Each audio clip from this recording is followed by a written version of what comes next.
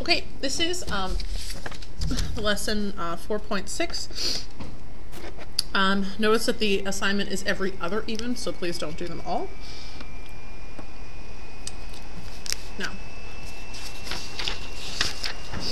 we've learned how to make sine and cosine graphs. So today we're going to learn the other four, which will be tangent, cotangent, cosecant, and secant.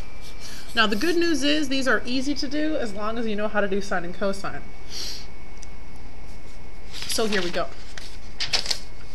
First of all, the tangent graph looks like this. These lines, these vertical lines, are actually asymptotes. For some reason, computer modeling devices make them solid lines. I don't know why. They're supposed to be asymptotes, which means that they should be, in a picture, dashed, not solid. Now, what do you notice about the tangent graph? Well, it's kind of got an S shape, and it goes through the origin, like so. And the center curve goes from negative pi over 2 to positive pi over 2 between those two asymptotes. And then finally, if you look at the distance between these asymptotes, that is the period, because that's how one full cycle looks. It's small. And the period is actually pi. It's different than sine and cosine. So, if I give you some directions for how to find the tangent graph, actually I already did. It's on this page right here. You might want to write a little note down here that the period equals pi for a standard graph, but the formula, if it's different, would be pi divided by b. So, what we're going to do is we're going to find those asymptotes first. These graphs are not made like starting from the base one and then changing it until you get the new one. These are simply constructed one piece at a time until you have the whole graph. So we're not going to need different colored crayons or anything like that. So if you have an asymptote here and an asymptote here, the first task is to make those first two asymptotes right in the middle. Notice they are at negative pi over 2 and positive pi over 2. So what we're going to do is we're going to look at the argument part of the expression here, and if that's anything other than just x, that means our asymptotes have moved from their original position. And this is how we find them. We take this whole thing and set it equal to negative pi over 2 and positive pi over 2, which are the original positions of those asymptotes. So these two numbers, when we solve for x, will tell us where those asymptotes ended up. So in example number 1, here's my argument 2x. If I set that equal to negative pi over 2 and positive pi over 2, and then solve for x, I can find out that I have a new asymptote on the left at negative pi over 4, and my new asymptote position on the right would be positive pi over 4. Now on the graph, pi over 4 exists about halfway this way and halfway that way to pi over 2. So positive pi over 4 would be about right there. Negative pi over 4, again halfway to negative pi over 2, would be about right there. So our asymptotes have moved in a little bit from their original position, and that tells us that the tangent graph period is a little more narrow for this one. So if you draw your tangent graph with these asymptotes, the period is different. Now I don't know if you can tell by looking at the graph, but the period on this one is between negative pi over 4 and positive pi over 4, which is the period of pi over 2. Of course, if you can't tell that from the graph, there's a formula on the previous page that I just wrote down. I said the period is, for the new graph, that's different from the original, pi divided by b.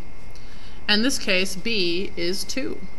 So that's another way to figure out what the period is. Now, why do we need to find the period? Because we have to scooch over another same distance here, pi over 2, to make another asymptote, because we have to do many of these to see the full effect of this graph. So if I was at pi over 4 and I added pi over 2, that's basically just like taking 1/4 and adding 1/2 to it. So pi over 4, if I have a common denominator, I get 3 pi over 4, which will be the next position to the right for my next asymptote. So that would be halfway between 1/2 and 1 is 3/4, so that would be 3 pi over 4 would be about right there. So there is another asymptote, and I can keep going in this way. I could keep adding to each one of these asymptotes pi over 2, which is the period. That's how far apart they are. And I could keep going to the right and keep going to the left. I'm going to stop here because this is going to give us 2 full cycles of tangent, which is basically what the book is asking us to do every time. So let's just say that's good enough. Also, in the directions here, they want us to go from negative pi over 4 up to positive 3 pi over 4, which is basically what we have here. So, again, following the directions. Now, the last thing is that we're going to make this S shape. And obviously, in this one, we're going to go through the origin, and it's going to kind of go up this way and down that way. Now, the key is that we've actually got some critical marking points to hit. So we can't just kind of draw this S shape willy-nilly. So, if we go from left to right, what I want to do is I want to cut this into 4 equal pieces. So this is in half, and then this would be this piece in half on the left, and then this is this piece in half on the right. So you can see if I mark the middle and then the middle of those 2 endpoints, I have 4 equal pieces. Now, why did I need that? Because this marker on the right, we're going to go up and we're going to make a mark at what? Well, you see this number right here in front of tangent? It's kind of like the amplitude with sine and cosine. It helps us to determine the vertical stretchiness of the graph. So as we go to the right to this marker, we're going to go up to 3. And conversely, if we go to our other marker on the left, we're going to go down to negative 3. And this helps us sketch a very narrow graph, like that, S shape. And if we do the same thing over here, we take the margins, we mark the midpoint, we take a quarter and a quarter. We can make 4 equal pieces here and do the exact same thing. The notch on the right, we go up to 3. Notch on the left, we go down to negative 3. And then like so. Okay, so there is my graph of tangent.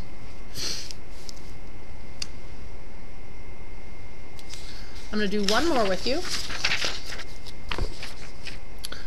Now, this tangent graph has asymptotes that are different because, again, the argument has been changed. So we set the argument equal to our original asymptote on the left and the original asymptote on the right, which will give us 2 new positions. So if we add pi over 2 here, we get 0. If we add pi over 2 here, we get 1/2 plus 1/2 is 1, so it'd be pi. So it turns out on this graph, our asymptotes are at 0 and pi. That means that our period, which is 1/width of a cycle, well, here's 0, here's pi, and that must be pi. So if we wanted to do another asymptote that was, you know, exactly that same distance away, we could draw one over here at 2 pi, because again, that would be a period of pi. Or we could do one over here at negative pi. I'm just going to do one at 2 pi. And then all we have to do to draw the tangent graph, we find our margin here, we find our midpoint, we mark a point halfway here to here, halfway here to here. This time we're going to go up.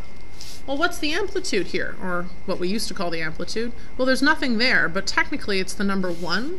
So as we go to the right, we're only going to go up 1, and then as we go to the left, we're only going to go down 1.